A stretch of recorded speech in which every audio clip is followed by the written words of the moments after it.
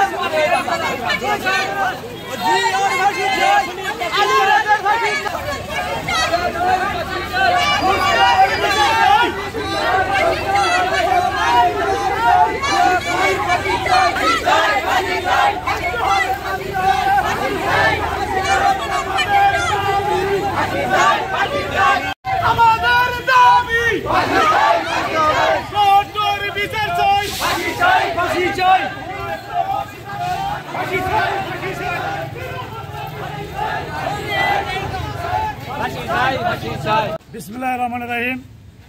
হালুয়াঘাট উপজেলা অন্তর্গত ২ নং জুগলি ইউনিয়নের ৯ নং ওয়ার্ড মনকান্দা গ্রামে গত ১২ই জুলাই শনিবার আনুমানিক বেলা ১১ ঘটিকার সময় মনকান্দা গ্রামে বিগত দিনের জমি সংক্রান্ত বিষয়ে জের হিসাবে যে মর্মান্তিক দুর্ঘটনা ঘটেছে, আমরা এই ঘটনাকে তীব্র নিন্দা ও প্রতিবাদ জানাই।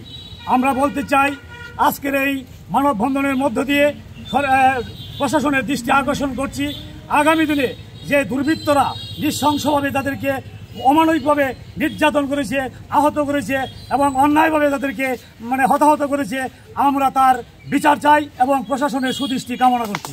এই ২ নং জুগলি ইউনিয়নের অন্তর্গত ৯ ওয়ার্ডে এই মর্মান্তিক ঘটনাটি ঘটেছে।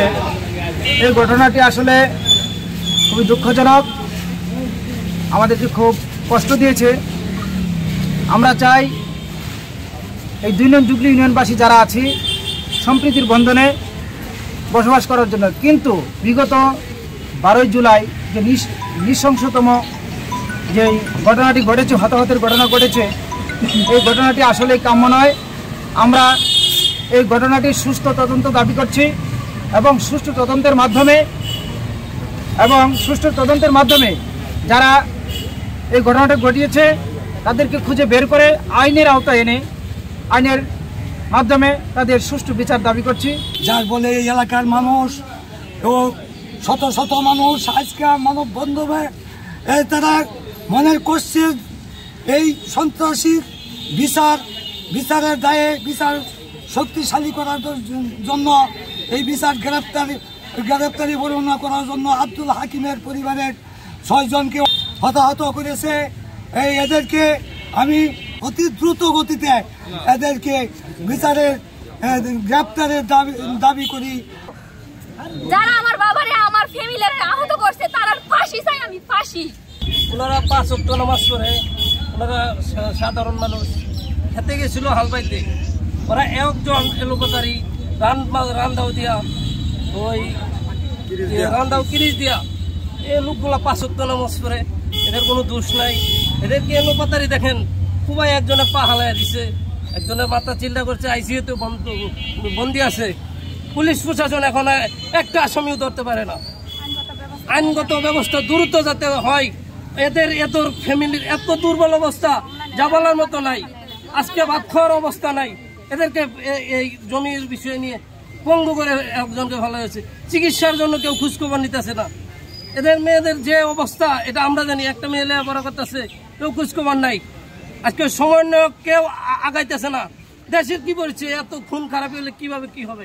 দিন যাবত এই জমিটা নিয়ে সমস্যা পাচ্ছে। এর আগেও মারামারি হয়েছে, পুলিশ প্রশাসনকে জানাইছে, কিন্তু পুলিশ প্রশাসন এটা কোনো পদক্ষেপ নেয় নাই। তারপরে শনিবার দিন তারা হাল বাইছে, হাল চাষ করছে, আবার শনিবার দিন তারা খেতে গেছে। তারা তো বুঝতে পারেনি যে তারা বস্তার ভিতরে করে রান্দাও নিয়ে গেছে, মিষ্টি নিয়ে গেছে। তারা সরাসরি যায় কোনো কথা বলে নাই, শুধু দাও দিয়ে এলো পাতারি কুবাইছে। কুবানোর পরে আসার পরে তারা একজনে 2 জন ঢাকা মেডিকেলে ভর্তি, একজনের পা কাটে গেছে, একজনের মাথার ফুললে অন্য মেডিকেলে রাখছে এবং ঘরে অন্য মেডিকেলে রাখছে, আইসিইউতে রাখছে, একজনের পা কাটে গেছে। আর আমার বঞ্জামের হাত কাটছে, হাতের আঙুল কাটছে, মাথা কাটছে, আমার বঞ্জা মাইস্কার গুড়ি বাড়ি করে আসছে কুম্বাইরা, তারপরে মাথা ফাটাই লাইছে। এর জন্য আমরা আইন শৃঙ্খলার কাছে সুস্থ বিচার চাই এবং সুন্দর একটা বিচার চাই।